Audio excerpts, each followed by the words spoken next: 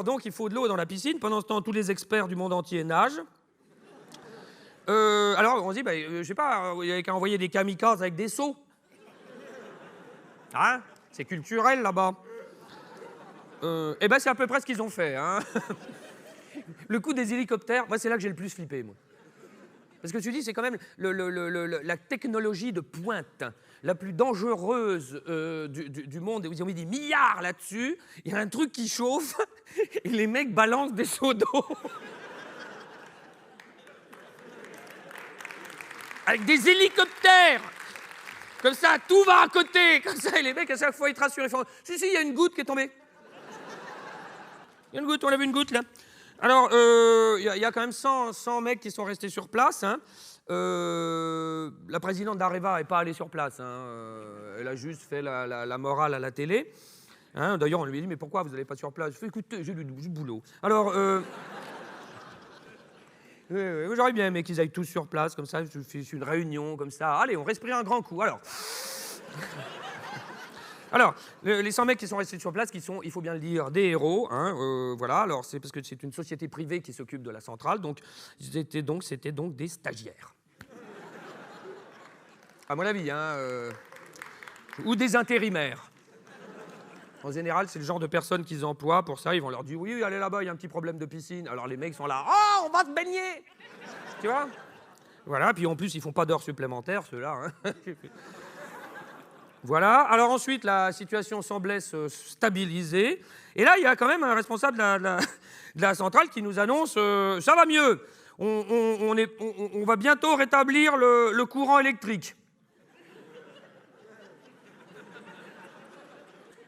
Oh! C'est une centrale nucléaire, il n'y a pas de courant. Il n'y a plus d'électricité dans la centrale. Ah! Alors, après, il nous dit, si, ça va marcher. Enfin, bon, ne vous inquiétez pas. On a mis une rallonge. Non, mais on rigole, mais en gros, c'est un peu ça. Voilà, et là, les mecs nous annoncent, ça va, il y a un des réacteurs qui serait reparti. Mais on ne sait pas trop dans quelle direction.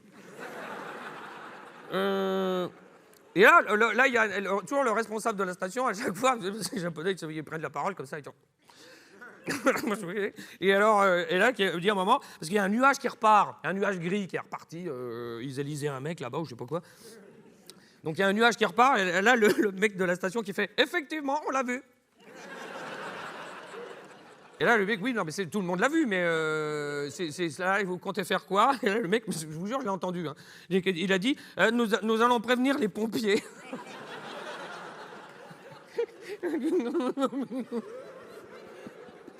Voilà, fumée grise, donc mais tout va bien, sauf que bon, les produits japonais qui partent à l'exportation donc sont sous surveillance maintenant, c'est-à-dire qu'ils ont eu un tremblement de terre, une vague, une catastrophe nucléaire, et maintenant on leur achète plus rien.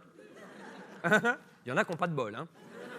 Voilà, alors le 23, le nuage est arrivé sur la France, mais juste après l'explosion du Front National. Voilà, mais bon, évidemment, ne vous inquiétez pas, il n'y a absolument aucun risque, les mecs ont calculé tout ça, il y en a un qui a mis son doigt, il a fait... C'est bon. Voilà.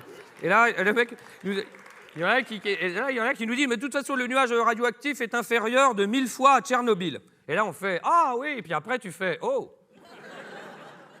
Donc, pour Tchernobyl, il était 1000 fois supérieur à celui-là. Et c'est maintenant que vous nous le dites. Tu vois, et là, les mecs font, non, mais déjà, à l'époque, ça craignait rien.